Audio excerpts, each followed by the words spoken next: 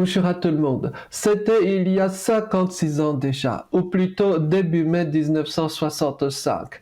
Un dénommé Brian Robson, jeune citoyen britannique, était devenu une célébrité mondiale. Le jeune homme, comme tant d'autres, était parti vivre et travailler en Australie, avec simplement des rêves plein la tête et un sac à dos. À ceci près que, à son arrivée aux Antipodes, les choses n'étaient pas aussi plaisantes que prévu. Dès lors, il n'eut d'autre projet que de rentrer au bercail. Mais comment acheter un billet d'avion qui était considérablement plus coûteux à l'époque qu'aujourd'hui? C'est alors qu'il eut une idée. Tenant aussi bien du génie que de la pure folie, il allait rentrer non pas en tant que passager, mais en tant que colis. Des amis demeurant en Australie l'ont enfermé dans un colis en bois et l'ont tout simplement déposé à la poste. À l'intérieur, le téméraire voyageur avait presque tout prévu. Bouteilles d'eau, lampes de poche et même une hachette pour pouvoir sortir une fois sur le sol britannique. Le trajet a vite viré au cauchemar. Le premier vol intérieur en Australie a été fort secoué, mais ses souffrances ne firent qu'empirer lors du terrible trajet transpacifique où il fut par un mauvais hasard placé la tête en bas.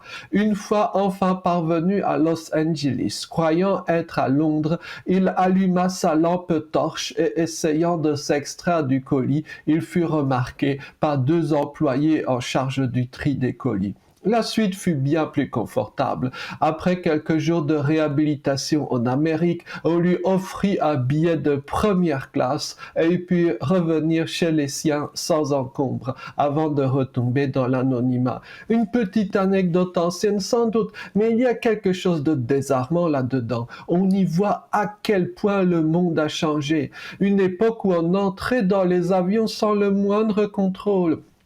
Les contrôles de passeports nouvellement introduits aux frontières étaient plutôt une sorte d'activité folklorique plus ou moins facultative, plutôt destinée à avoir de bons souvenirs grâce à un tampon exotique venu de loin qu'à contrôler les allées et venues des gens. De nos jours, si Brian Robson avait voulu prendre l'avion en tant que colis, il aurait été irradié au contrôle de bagages, asphyxié dans la soute, sans doute jeté en prison en Amérique pour entrée illégale, voire activité terroriste, certainement lourdement sanctionnée pour diffusion de Covid et j'en passe. Souvent, le bon sens humain dont firent preuve les employés au bagage de Los Angeles n'aurait plus été possible. De nos jours, en Occident, le poids des procédures étatiques, bureaucratiques est devenu tel qu'il serait prochainement possible qu'ils deviennent incompatibles avec la vie humaine, même la plus ordinaire.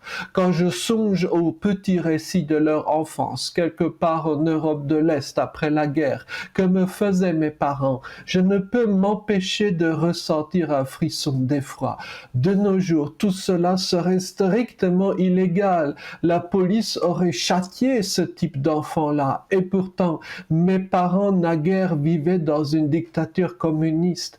Quels souvenirs auront ceux qui, de nos jours, sont enfants?